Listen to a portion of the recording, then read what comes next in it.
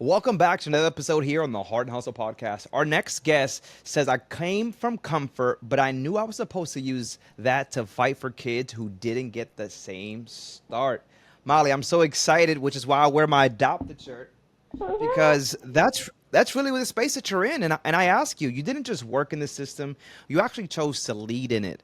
And that's really a different kind of brave. Like, how did the art therapy lead you into the trenches of foster kid mental health? Oh goodness. All right. So as a direct provider, you you have a niche in mental health, and I knew that I wanted to always work with kids and families. I mean, art therapy is kind of is something that is shown to work with kids, and then I just decided I want to work with kids who didn't come from the background that I came from, that potentially are in residential treatment, don't have a family to go back to. So that's how I started my career, was working in residential with kiddos that were in the foster care and adoptive system who were either estranged from their families or didn't have a family because they were in the child welfare system. And I loved every minute of it. Residential was really hard work, and it was it was amazing to see the growth opportunities and have them form that connection, that mental health, and that almost spiritual connection with those kids, and see them grow and celebrate the small successes with them. Even if they had to remain in residential and in foster care, I felt like I still was able to build those relationships with them. So that led me to going into the mental health field full time. I decided, you know what, I'm going to go get my LPC, which is a licensed professional counselor, and did that outpatient at a local hospital system. And then I started to supervise therapists and moved up, worked in 10 years at that hospital. And so I've been in leadership positions in the mental health field, the school system, and the state and federal level for now almost 16 years. Yeah. And still loving it. Is it even a job anymore, Molly? Oh goodness, yes. There's the story of the job, but no, going to work is not a job. Going to work is just a passion. Going to work is living the life that I chose to live, and every day is new. Working with amazing clinicians and other providers in this space, and seeing again the growth of our families and just the connections that we're able to build. That it's pure joy. I mean, it's a passion that I get to live every day. I love this conversation because obviously being adopted, it is one that I feel doesn't happen often, right? These conversations on what it actually looks like. And I remember you mentioning kids are waiting a year for help if they get it at all. And you Yeah. didn't just point that out, but you really truly build a solution. What's the system getting wrong about how we actually support these foster families? Oh, first of all, we don't focus on prevention enough. Kiddos go into care, into Mhm. custody based on, neglect or physical or sexual or some sort of abuse. And instead of truly wrapping around that biological family, we have kiddos that enter the foster care system and then don't seem to work themselves out. So they end up living in foster homes or in residential, and some of them get adopted. We do have amazing families that do foster adopt, which is really, really Mhm. phenomenal. It's a lifelong journey and a gift that the people have to offer. But I think we just don't spend enough time on prevention and truly wrapping our arms around that whole family system. Oftentimes we just treat that child like you have a kiddo that goes into foster care and they've experienced a high level of trauma, whether it's individual, family, cultural, or systemic trauma, and so we treat them, but we're not treating the whole family. And that's why this program was created at FosterAdopt Connect, the clinical services program, because we want to truly wrap our arms around that whole family unit. And can you share a moment that proved why this wraparound model is actually needed?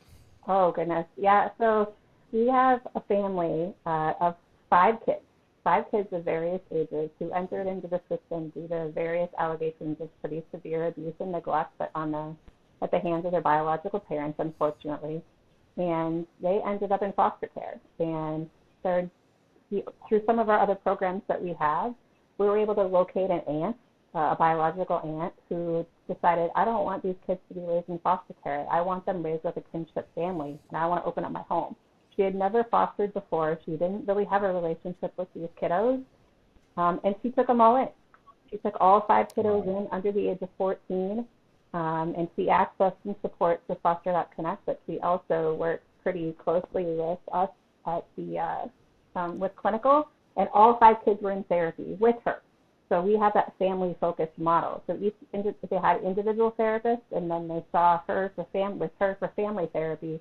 We provided psychoeducation for the aunt, kind of navigating what it was like to go from an aunt to now being a parent, having 4+ teenagers in your home, because majority of them were pushing to be teenagers. And I would say all kids, after a year of therapy and a year of wraparound support, were adopted by this parent. And I think the biggest success, one of the things that she said was, Molly, I don't know how to approach the name things, because she did have a last name, and a lot of the kiddos had different last names, and she really wanted them to have her last name. So we walked her through that journey of identity. When you go into foster care and you're adopted from foster care or adopted anywhere, your identity changes, right? And so how do we make that as easy and seamless as possible with that family dynamic? And over the course of that therapeutic relationship and working with the kids and hearing from the kids and hearing what they wanted, we figured out I don't need them to change their name. They're my kids. And a couple of them actually chose to hyphenate their name. A couple chose to keep their biological name, but it was their choice. And just Yeah. seeing her shift and seeing their shift and talking with her a couple of months ago, they're really successful. They still need some support. Obviously, the therapeutic process isn't like a fix-it thing, but seeing that journey with those kiddos and what could have happened in front, it was like they could have ended up in foster care, and they didn't, because we were Yeah. able to help support that parent.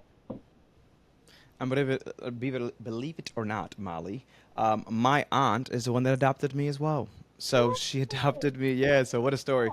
She had four of her own kids, and she Yeah. adopted three of us. So she adopted me, my brother my sister that follows, and my brother that follows.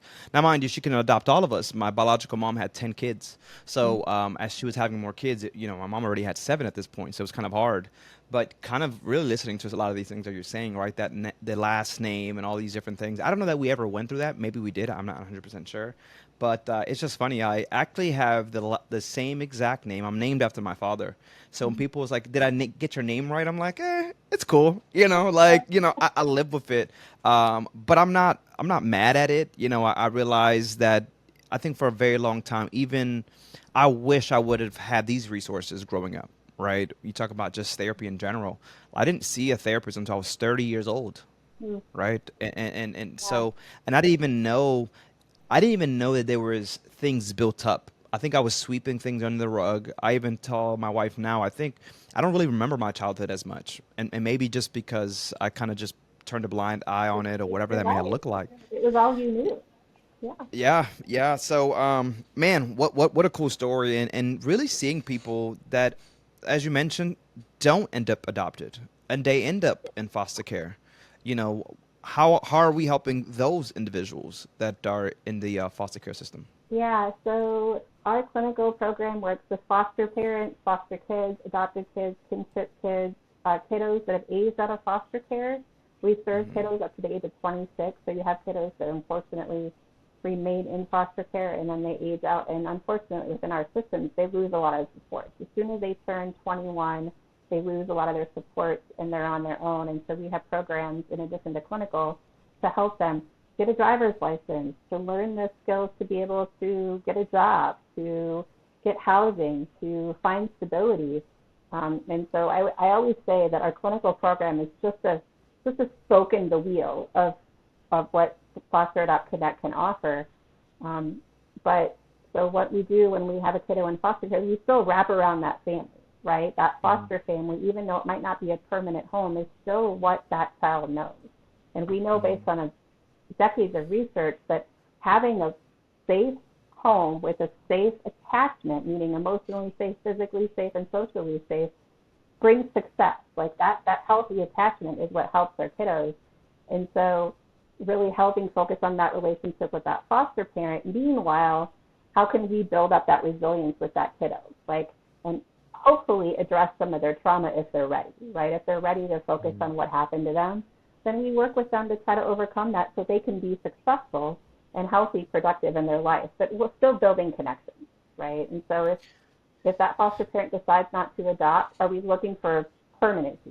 We Hmm. work with our other programs in the state to look for permanent supports, whether that be a kinship placement like your past, or a family member, a friend, or anyone who might be an adoptive resource for that kiddo, regardless of their age. So, I want to talk about some of the things you're talking about, some of the services that are offered to these young kids, mhm. until they're 21 years old. Is this kind of just something that you guys offer, or what is the, I guess, general assistance that someone can have where they're located? And I'll tell you this, I'll tell you why, right? So I was adopted. I was born in Boston, but I Okay. grew up in Florida. So when I got adopted, I did get adopted to in Boston, but we now resided in Florida. So now I aged out, and what happens was that when I go back to Boston, because I'm not a resident, they couldn't help me. And because I wasn't adopted in Florida, they couldn't help me. So I just, and I was looking for some school help and things like that. And obviously, I said, you know what? It is what it is. I'm going to go get a job. I'm going to pay for my own school, and I'm going to figure it out.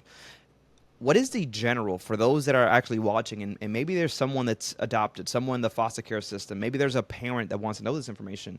Is there something general that people should be mindful of, that they can actually get some assistance without having to reach you? They really should. Yeah, they really can. And every state, every community has a resource center that is like FosterAdopt Connect. It might be something different. FosterAdopt Connect is based in Missouri and Kansas. So those are the two states that we serve. But every state, their children's division or their children and family services has contracts with organizations like FosterAdopt Connect to connect them to resources and supports, whether that be therapeutic supports or supports like FosterAdopt Connect offers.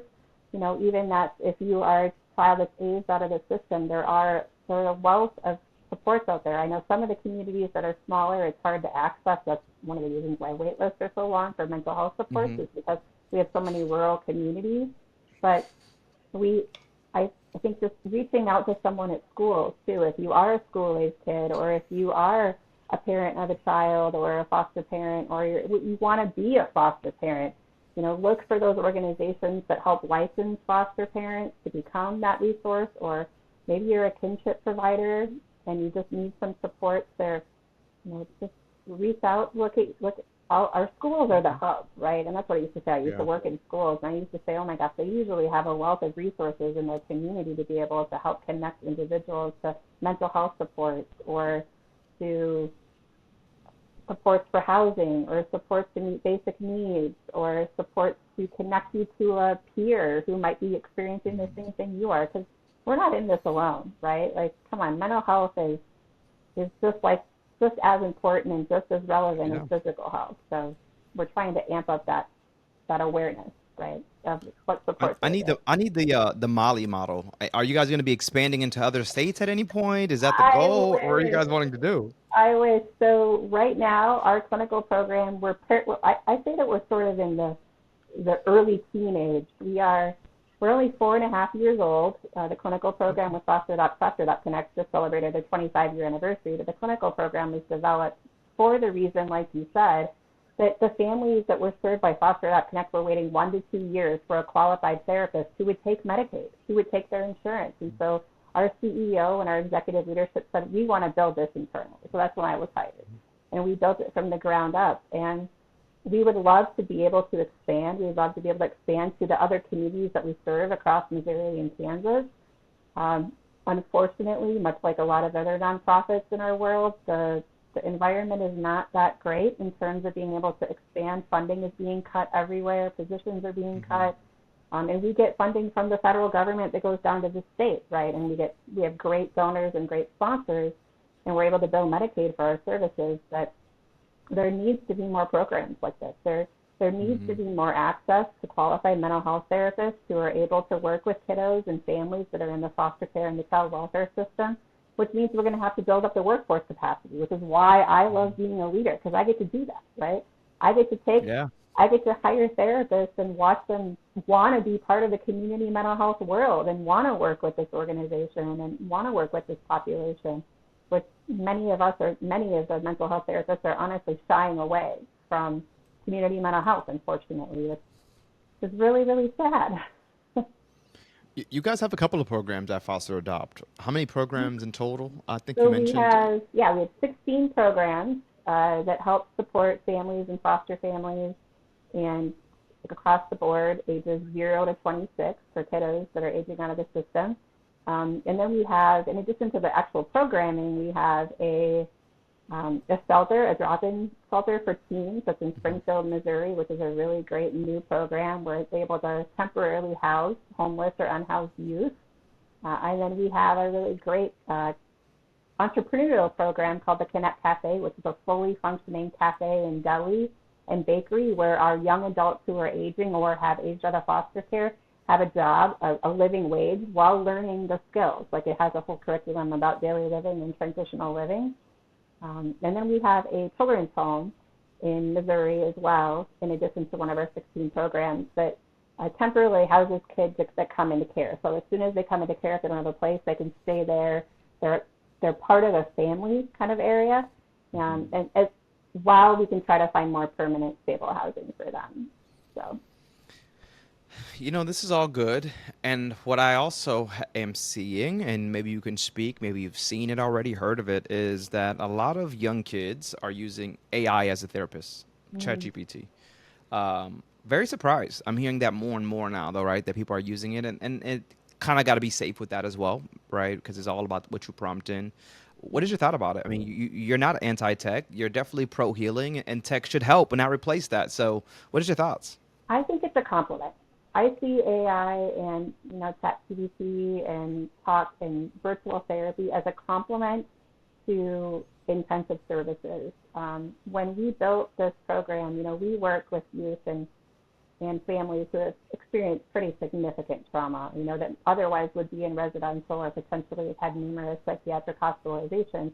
And there's something to be said, Efren, about that human connection, right? Like being in a room with somebody and being there with them and being able to see all the nonverbals, because so much of our communication is nonverbal, and having that connection. I always say 95% of a therapeutic relationship is that building that rapport, right? And I think there's potential, if misused, that AI could replace that. And then are we alienating ourselves even more from the general population when mental health should be about getting out in the community and building that sense of community and that support? I definitely think there's a place for it. I think more and more of our teens are more comfortable having that screen in front of them to be able to kind of put that boundary up, and it's at least it's a connection. I worry about it taking over that human connection, but definitely want to meet people where they're at. So I don't know if it was you that mentioned this to me, but there was a young girl that was, when she came in person, she was a little shy and nervous. I don't know if it was you or another leader in the space of mental health. And then when they seen that same person virtually, now this person's in her home around her stuffed animals in her environment, it became a different person. Yeah. And it sometimes it's like that. You just feel more comfortable. But I tell you what, I think once someone could build that rapport, it could be something that you could do it in person or virtually. I think Right. some people just love to be in their comfort zone first and then let me kind of open up. Do you think that's just kind of where we're headed in the space? I think we are. I think it's just kind of like, we didn't normally, back when I first started therapy, when I first was a clinician, everything was in office, right? You didn't do a lot of in-home therapy. And then in-home therapy became more common. And I think that's the same. You have this kind of transition, right? Because when you're in someone's home, they obviously are more comfortable. And as a clinician, you get to see and experience what that true dynamics, whether it be a family or a couple or a youth, what they look like in their home, what's going on in that home. And I think you have to be comfortable to want to participate in therapy. It's not something that can be prescribed, right? And so I feel like if that is what is comfortable for them, then I believe that as mental health professionals, we should make that fit, because it's about meeting that individual or that family where they are at, which is, I think, again, why our program is so unique. We're meeting them where they're at. We're not telling them what to do. We are literally walking beside them and offering them that support around them to be able to be successful and to hopefully get to the point where they feel like they can start working on some of their past trauma to be able to feel a little bit better and a little bit less weight from their shoulders from what's happened in the past. We need a lot more Mollies out here in the world. We need a lot more of Oh, you they're out out there and just there. so passionate. They're so You're a passionate. Molly. I I mean, am a Molly. really. I I love it. mean, No, everyone I needs. am. You don't have to have a license. You don't have to be a Yeah. therapist. Like I always say, like when you build a connection with a kid, whether you're a janitor, whether you're a podcaster, whether you are a neighbor, like you are Mhm. therapeutic for them. That relationship can be Yeah. therapeutic. And so we talk about what people can do, build connections with you. I mean, form that connection, be that mentor, Mhm. be that support system. Not everyone needs therapy, right? Even the most traumatized kids who've experienced the most horrific trauma just sometimes don't need intensive therapy. And that's another thing that we really assess when they walk in the door is where is their level Mhm. of need, right? And how can we support them? And that might be linking them with someone like you, right? It doesn't necessarily mean that they're going to be in intensive therapy. Hey, real quick, if you're enjoying the podcast, we first want to say thank you. And we also just want to give you a little insight of what we're up to at Francis. Some don't even realize that we're working with organizations to help them use AI to create that real human communication experiences, where that's actually supporting your families, those patients, or the entire community. We're actually creating tech that connects. Check it out, francis.ai. You're right. You're definitely 100% right. And even if it's I don't know, man. I when I think about therapy and just mental health, I just heard a crazy story this weekend and how someone ended their life at 41 years old, right? And the exact words the person said to his wife was, "I can no longer face my demons. Yeah. I love you. I can't face my demons." And it hurt me because the man's 41 years old. I'm 35. He left kids behind, and I think I sometimes people I think the mental health conversation is actually more out there than ever, right? We're talking about it and I think we hear a lot, but it's also making sure that we're not just ignoring our youth when they say they have these issues, Right. because I see that a lot as well, right? I've heard a child say I have anxiety, and the parents say, "What do you mean you have anxiety? You're 15 years old, you have X, Y, Z," and it's like, but you don't know what that person's going to through mentally, Mm-hmm. right? And sometimes not open about some of these stories. For me, when I was being sexually abused, for years, and then I was already dealing with the adoption, I was hearing with things as of I was picked up off the street for the money, or I was, all these different things. Like, tell me that doesn't really mess with your mental, and you Oh, got it to does. keep showing up. Yeah, you got to keep showing up, right? And it So becomes I, becomes a labor, I'm sure. I mean, like I got that burden that you constantly just can't take it anymore. And when people contemplate suicide, that is a 5 second moment. Not that they haven't been thinking about it, but the moment, the act of actually doing it is 5 seconds because they feel like I can't do it anymore. take it anymore. So you're exactly right. Yeah. I don't want to downplay the need for therapy at all. But I think the point that we need to make is we need to create the spaces where people, especially youth, can talk about it, right? And feel comfortable going to someone to talk about it. And and one of the things when I was in a school, when I was the director of school-based services, the first thing that we put into place in our school district, the Kansas City, Missouri School District, was universal screening. So when they came to the counselor or the nurse, whomever that frontline person was, we screened. So we asked those basic questions. You know, when was the last time you felt like harming yourself? Do you feel anxious? Are you having trouble sleeping? Like those kind of 5 or 6 questions to really get. And then if they had some of those symptoms, we immediately connected them to the support, the therapeutic support, to do more in-depth screening. So I think more schools are doing universal screenings. I think more physicians are doing universal screenings. Even when I go to the physician, they ask me, do you feel safe in the home? When was the last time that you felt depressed? Or, Hmm.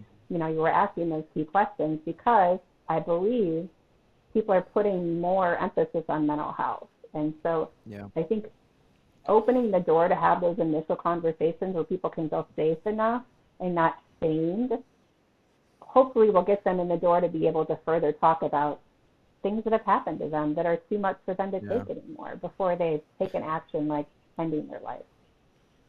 I was going to ask actually, and you kind of hit it on the head. Do we need to normalize the conversation more? Right? We talk about health, taking care of our bodies, and going to the doctor to take care of our bodies. And one thing I would love to, if anybody that hears this, is that when I went to therapy, one of the biggest things I realized is that no one was telling me what to do.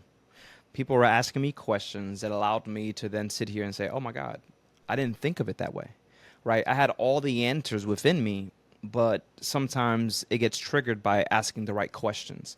So I sat there, and I'm not saying that I'd gone to a whole bunch of therapy sessions. I went to one therapy session, and it just felt so good. And mind you, I tried the telehealth; it wasn't for me, but I'm an energy in person type of guy, and I would always just advocate for therapy, even though I only went one time, because I realized that I think there's a stigma out there that they're trying to control you or they want you to think a certain way, and it's really not. It's allowing you to see things very differently and in ways that allowed you to kind of overcome the situation that you're in, or sometimes stop thinking the way that you're thinking in the negative space and think about it in a Flipping the positive script. space. Mhm. Yeah, so I went there, and man, I have to go see her again because she was so great, and I want her to know that I'm talking about her all the time. But she was just so good, and I think for a very long time we just haven't normalized the conversation that mental health and talking about how you feel anxiety and depression, that it just seems like a bad thing to talk about. When in reality, it's like when our stomachs hurt or our heart is in pain, what do? We go to the doctor.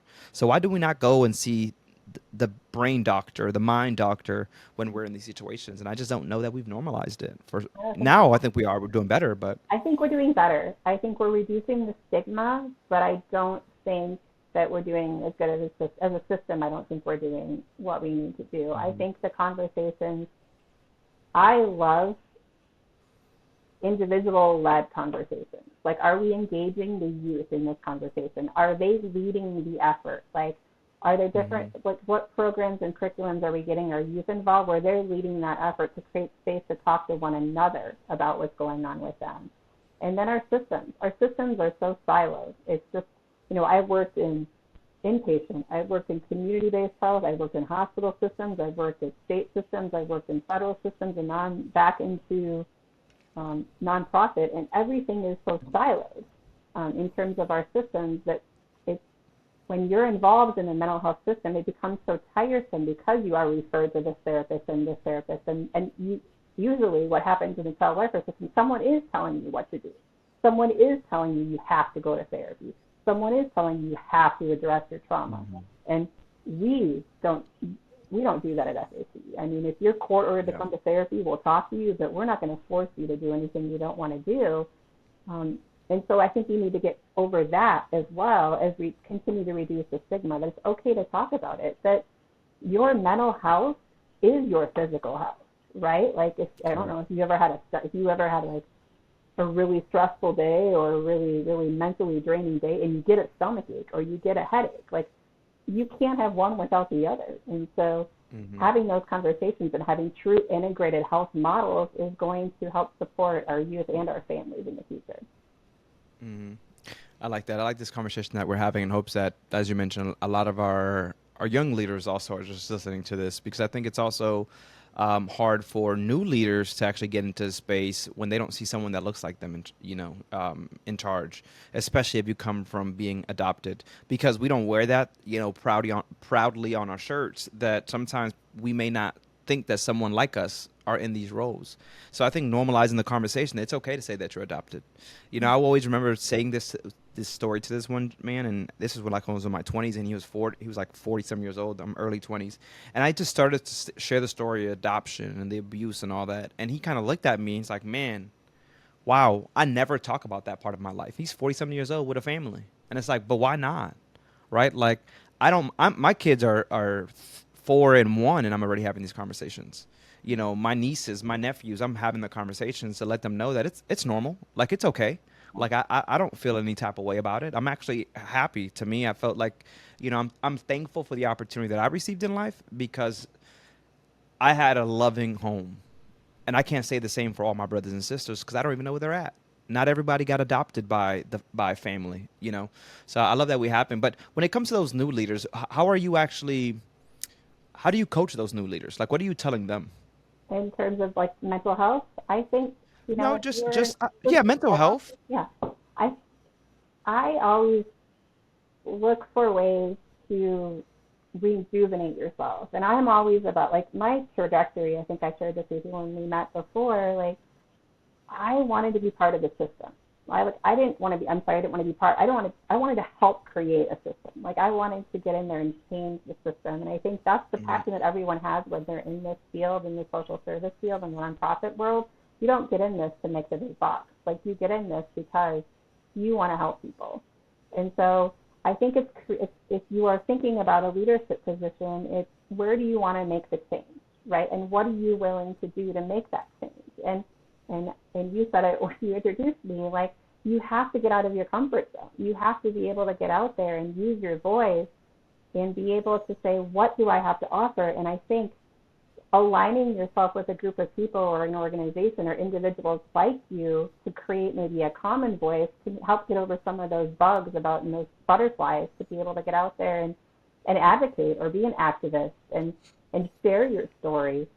I think we are creating more spaces with different programs to share your story, having that we at FosterAdopt Connect, we hire for lived experience. And we actually have a few programs where you have to have lived experience to be employed in that program.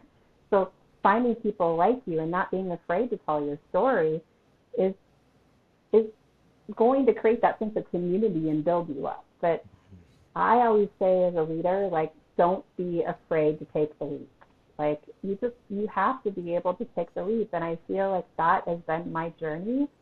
And, when I met in a job, I was in the same job for 10 years and I saw an opportunity and I'm like, I don't know, it's kind of scary. I've been with the same job. Like, I don't know if I want to take that level of responsibility and that level of leadership. And I'm like, but I can do it. And I just have to believe in myself and I just have to do it. Yeah. You just have to walk it. And then you just have to have faith in yourself. You have to wrap your arms around a good leader and have a good mentor. I'm like, I can list off one hand how many amazing mentors that I had, and I tell you, I meet them at least once a month for coffee. Because you never stop growing. As a leader, you cannot stop growing. You cannot stop learning. You learn from people like you. You learn from individuals in the community. You learn from your clients. You learn from your family. You learn from your staff. You learn from your experiences. And that's what makes a great leader, is being able to say, I don't know everything, but I can surround myself with the people that can help me know everything. I think that's how I won in life. Not gonna lie to you, Molly. Is I won in life because I surrounded myself with people that really seen more in me sometimes than I seen in myself. I recently just had a call, and I love to call those people that have really made impacts in my life. So this is one that when I was 19 years old, I was training to be a general manager myself. And I got partnered up with this gentleman, never met him a day in my life. And I remember how just upset I was because I felt like he wasn't moving fast enough for me and I wanted to be trained and XYZ. I'm 19 years old, just stubborn as hell. And he really took his time with me. He became more of a father figure for me and helped me become, to me, I would say, the leader that I am today, definitely pouring into me. So I had to let him know. I said, hey, man, I sometimes we don't even know that we plant seeds and other people watered them. I felt like he planted a seed, he watered it, and look where I'm at today, and hoping that he's doing the same thing. And sometimes, not that we need it, but it feels good to know that, man, we don't do this because it's a job. You mentioned it. We do it out of passion and purpose. Even when we're not at work, we do the same damn thing because it's not about a job for us. It's how are we going to help the next generation? We're already here as adults and we're kind of already dealing with our own, trauma and drama and all these different things. But how do we help the next young generation? Because it's not about us. You know it, Molly. It's not about us anymore. So I love it. And I love that you mentioned a little bit that you were scared out of your mind to do something different, but you didn't let fear win either.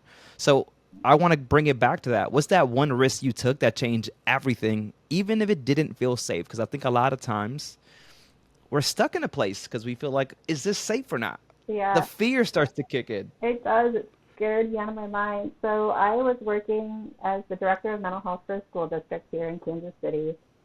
And I was approached by a colleague at the state level. And she said, hey, there's this new organization popping up.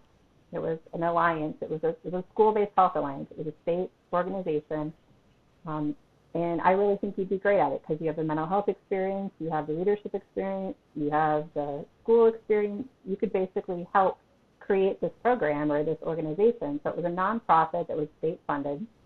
And I said, I don't know if I can do that. Like, I've never led an organization before. I've been a leader. I've supervised people. I've looked at a budget. I've advocated at the state level. I've been on that part of it, right? I've been at the federal level, like advocating, but I've never sat at the table with a bunch of really powerful people, and I had to do that in this job. And I said, Melissa, I don't know if I can do this. And she's like, you can do it. She's like, you can learn all that. You can learn how to read a budget. You can learn how to do that. Like you can do it, Molly. You got it. You got the knowledge. You got the passion. You got the personality. And I'm going to tell you, this is going to sound completely crazy, but I called my sister and I'm like, oh my God, Amy, I don't know if I can do this. She's like, what do you mean you don't know if you can do it? I'm like, what if I fail? And she's like, that's the dumbest thing I've ever heard you say. Like, and she just knows what to say to me. And I'm like, no, it's not dumb. It really wasn't a dumb thing to say, but it was like, she's like, if you fail, you fail. Like, you need to try it. Like, that might not be your career forever, but you need to try it. This is what you want to do. You have the opportunity to take your skills and share it at the state and federal level, which is what you've been talking about wanting to do, like to create that systemic change on how to best serve kids' mental health needs in schools. Like, at the federal level, you could sit down with politicians. This is what you wanted to do. Like, how can you say no to this? And it was that conversation and then, honestly, taking the leap. Like, okay, I'm going to do it. So I gave notice and I went to my boss and I said, I got to do this. Like, I have to do this. Something behind me is pushing me forward. And if I don't do this, it's a wasted opportunity for me and probably a wasted opportunity for the Alliance. And so I just, and I was scared. And what a blessing this probably was, right? Was it a blessing? It was truly a blessing. I learned so much. I learned a lot about myself. I learned about like how and when to advocate, how and when to use my voice, how to lead with grace, how to take a step back, how to budget, how to run a state budget. You know what I mean? So I learned some hard skills, but you learn a lot of soft skills. The more leadership opportunities you have, and the more opportunities you have to get out of your comfort zone, the more you learn about your ability to be more well-rounded as a leader. Mm-hmm.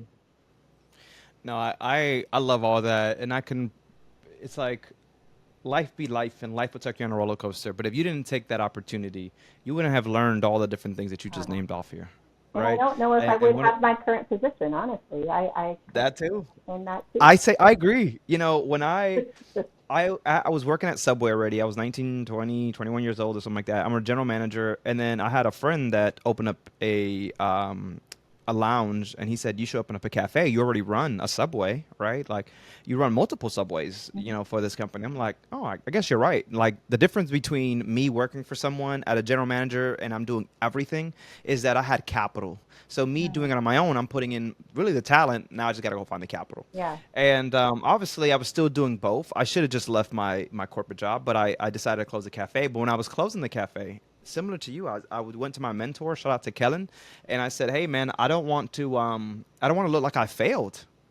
You know, and he's like 10 years older than me. I'm 20-something years old. I know nothing about life at this point, right? And he's like, what do you mean? I was like, I don't want my friends to feel like, you know, to look at me like I failed. I don't want to feel like a failure. And he's like, Ephraim, there's people twice your age that are still one day hoping they can do this. You did it. Now take whatever the loss was. It's not really a loss. It's a lesson. And then just make sure you don't make the same mistakes the next time, right? And I would always remember that because I was like, yeah, you're right. Why am I so worried about failing? And I learned so much about, like you said, myself in that moment, that I was a leader, that I am an entrepreneur. It's just now I got to just make sure the next time I do it right. I surround myself with better people, that I make a better decisions. So I love that you took that leap of faith, Molly, and look where you're at today. You have to embrace the hiccups, right? And you have to embrace the failures, whatever you want to call them. I always say that, you know, there's very few professions where failure is seen as a strength. And that's the other shift that I wish that our systems would change. You know, in science and in the medical field, like a failure could be a cure for cancer, or it could be the next great invention, right? But you know, in the mental health field and in education and in some of our systems that we work in today, failure can be a weakness that could destroy somebody. And I wish that we would flip that script, right? Because some of the failures and some of the mistakes that I've made, where I've learned the toughest lessons, where I've been like, ooh, I'm never going to do that again. Now, how do I grow? What do I need to do? What do I need to learn? Who do I need to talk to build up that skill so that I can do better next time? Yeah. When you think about your leadership, Molly, what do you want your leadership to actually leave behind? And I'm talking about for the kids, the families, and even your team. I want basically my leadership legacy. I want people to know that leading with passion and with grace and with being able to take a risk. Like that's my leadership. That's what I want. Like, you took a risk and look where it got you. Look how many people you've been able to support. Look at the growth of an amazing program that we've created at FosterAdopt Connect. How many individuals I supervised throughout my career that became clinicians and continue to grow, and I get to see them be successful and move on to leadership positions or whatever they're doing and the growth in their journey. My legacy is kind of like a parent, right? My legacy is like the individuals that I've supervised and the programs that I've built. You know, I built a couple of really great programs when I was at previous jobs. I'm not leading them now, but I can say I created that, and now look at them. Like, they've taken it and they ran with it, and that's great. But I was there to build it. So. Yeah, that's so good. I had a blind question for you, but I feel like you almost answered it. So I'm gonna give it to you. Maybe there's another story you can share with us. Okay. But the question was that I had for you is you've built programs that save lives, but what's one moment you doubted yourself and had to fight your way back to belief? I almost feel like the story you just shared with me just a little bit ago was exactly that, but maybe you have a different story that you want to share. And there's one where I doubted myself and I had to come back. Goodness. Yeah. Okay, so Probably a lot of those in our lives, I ain't it? do. I have a few. Yeah, I'm just trying to think of the best one. So when I was working in the hospital system and I was a supervisor, I started off as a clinician and I worked my way up to a team leader. And then the facility that I worked with was creating a trauma-informed, like, basically program. And we were training. I was starting to dabble in that, doing presentations and building curriculum for schools to be more trauma-informed, and for organizations in our communities to be part of that trauma-informed community. And at one point, our CEO came in and said, this is a full, I said, you need to build this up. We need to do more. We need to do more. And I said, well, I was still trying to supervise a team and supervise a clinical program while also trying to build up this business for this hospital. And I said, this is a full-time job. I can't do both of these. And I tried to for a really long time, and that burnt me. I mean, that was to the point where you talk about mental health leading to physical health. I had a pretty severe medical issue because of that. I mean, a life-changing experience that led to some medical issues because I wasn't taking care of myself. I was not eating well. I was working too much, and so my partner and my family and me came to, like, I can't do this anymore. I need to make a choice of what I'm going to do with my life. And that was another change that I had to make. I changed jobs because I realized my life and my family and my physical health and my mental health are more important. So I would say that was another piece of advice is don't let your stress get to the point, and don't let your job or career get to the point where it impacts your mental and physical health, because you won't be able to do the great things that you're meant to do. So you That need is to so take care of good. yourself. Yeah, sometimes we're too loyal to a brand or to a company. And Yeah. we got to be loyal to it, like you mentioned. We got to be loyal to our minds, our body, our spirits. No, I love that. I love Still that, take Molly. risks, but don't risk your physical and mental health. Yes. Yes, yes. Well, Molly, we could do this even longer, but I know we both have things to do. Where can people find you? Are you on LinkedIn? What is the socials also to the organization so Oh, people can check yeah, that out as well? sure. So I'm on LinkedIn, Molly Ticknor. I don't get on LinkedIn as much as I should, but I also have a Facebook page. FosterAdopt Connect is on all the socials. They have their own web page. They have all the social media. You just type FosterAdopt Connect. It's just at FosterAdopt Connect for most of whether it's Instagram or socials. They also, honestly, if individuals are wanting to get involved or wanting to learn more, they have specific kind of support group Facebook pages for, like, foster parents or adoptive parents or youth who have been adopted, to try to build that capacity online to create more natural support. So There's lots of ways to access. All right, there we go. I appreciate you sharing that with us. Yeah. Well, Molly, you have been amazing. Thank you so much for all the fight that you do for those that are in the foster system. For someone that's kind of been in the space, it doesn't go unnoticed. I thank you so much. I think I was more excited about this conversation than any of my conversations because I felt like someone that knows me, right? Like you get it, Get out there and tell your and I hope story, that you. man. You gotta get out there. Oh, You gotta always. be the voice. You I know, love the skirt. Wear the skirt. oh yeah, yeah, yeah. Myself, and you ever seen the show Undercover Boss? Mm-mm. No, I've So heard there's of a it. show I've called never Undercover watched it, Boss. but I've heard it. Yeah. So I was on the show Undercover Boss, and I think that's where my life kind of changed because the gentleman that was on the show with me, he was the chief development officer, and he had his own story. He's now sober, I think 40 years, something like that. But someone gave him an opportunity because he was huge into just drugs and all that good stuff. And we always say one day we got to do a speaking tour Yeah. because I have a story and he has a story, and there's a young story and someone a little older, and two different sides of the world, right? Someone that kind of overcame addiction, but that's what my mom. You know why I love that is because my mom to this day still an addict. You Hmm. know, and to see someone that was so clean, it still gives me hope for her that she would be able to change her life. But I do hear you. I think that doing a speaking tour, just being on stages and sharing that story more and allowing people to know, like, hey, just because you're adopted, just because you're a foster kid, that's not the end of life, right? Someone may have, at the beginning of your life, someone may have wrote that part of your story. Your story goes so much further than that. And I don't think, I know that at some point in my life, I grabbed that pencil and I just started to write what my story was going to look like and share it. I'm so open. So I'm happy that you realize that, yeah, we, as individuals, sharing our stories like we do here today could truly change somebody's life. And we will never know it, Molly. Yep. Just me and you having a conversation today Yep. would change somebody's life. Just someone seeing your T-shirt as you're walking down the street is Yeah, could be a life-changing experience for someone to be like, oh my 100%. gosh, I'm not alone, right? Or 100%. like, our story is not just the words. Our story is how we present It's a ourselves, who you testimony. get There's in a front of. testimony in that. Yeah, exactly. Yeah. Well, Molly, thank you so much, guys. If you guys are still watching, make sure you guys do like, subscribe, and comment.